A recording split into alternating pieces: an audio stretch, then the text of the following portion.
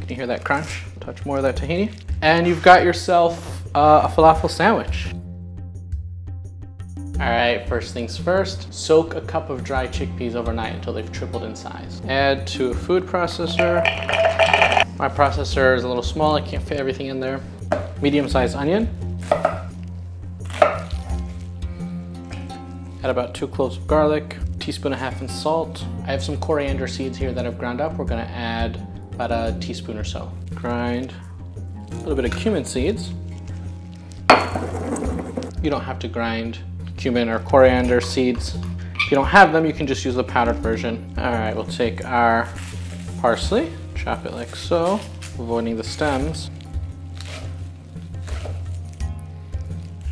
Take your handy dandy food processor, and we will process this until smooth. I'll show you how it's supposed to look.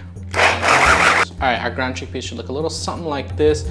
It's fairly finely ground, but it's not pasty. If you grab your falafel and you give it a little bit of a press, and if you turn it over in your hand and it doesn't hold its shape up, like mine is falling apart right now, you can either grind it a little bit more or add a little bit of flour or wait for 30 minutes and see if the texture improves, because as this sits here for the next 30 minutes or so, the starches from the chickpeas will help bind this mixture together. Add 2 teaspoons of baking powder. Mix that thoroughly, and while that rests, we're gonna prepare some of our condiments for the sandwich.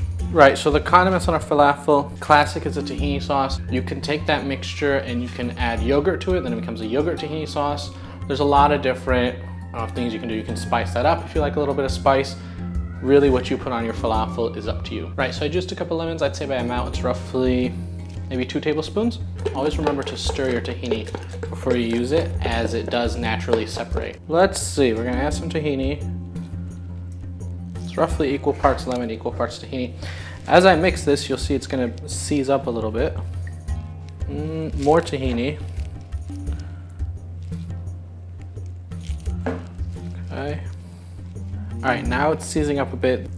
What you can do here is you can add water to thin it out, a tablespoon or so at a time, and mix well or whisk well until the tahini has turned back into a sauce. Okay, that's closer to what we want. Take a clove of garlic and we're just gonna grate it in there. Start with half a clove, see how you like the flavor, and then add more as needed. Generous pinch of salt. If you're gonna measure, maybe 1/4 teaspoon to start with, stir, and then taste. This is where I personally like it. Juice of 2 small lemons, roughly the same amount of tahini, maybe a little bit more. I stirred it until the tahini seized up. So you can kind of make this without a recipe by eye.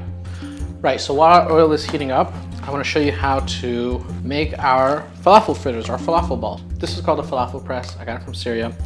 You pull down, scoop a bunch of falafel, drop it in here, and then gently you sort of pull down the sides, right? Without pressing in the middle. And we end up with a fritter that looks a little something like this, okay? You can see it's holding its shape. If you try to make a falafel ball, or shape it into any shape and it's not holding its shape, either grind it a little bit more or add like 2 tablespoons of flour. So you can use your hands and form them into, little balls if you like.